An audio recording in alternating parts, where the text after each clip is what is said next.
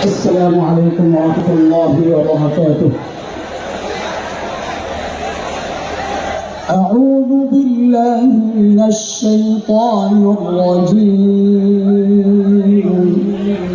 নারীদের অধিকার আদায় ও নিশ্চিত করার লক্ষ্যে নতুন কর্মসূচির ঘোষণা করেছেন হেফাজতে ইসলাম বাংলাদেশ। শনিবার ঢাকার সোহরাওয়ার্দী উদ্যানে আয়োজিত এক মহাসমাবেশ থেকে এ কর্মসূচির ঘোষণা করেন সংগঠনটির মহাসচিব সাজিদুর রহমান। তিনি বলেন, নারীর ন্যায্য অধিকার প্রতিষ্ঠার দাবিতে 3 মাসের মধ্যে বিভাগীয় সম্মেলন করা হবে।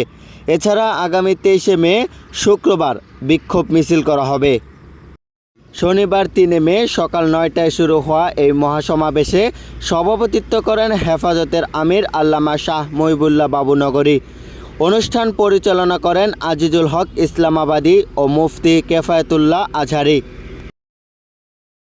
শনিবার 3 মে দুপুর 1:11 হেফাজতে ইসলামের আমিরের মোনাজাতের মাধ্যমে সমাবেশ সমাপ্তি ঘোষণা করা হয়।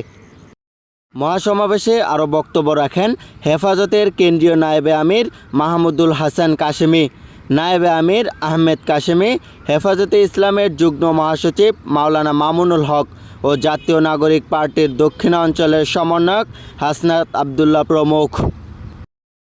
Mohammad Moniruzzaman, SM media 24 hours.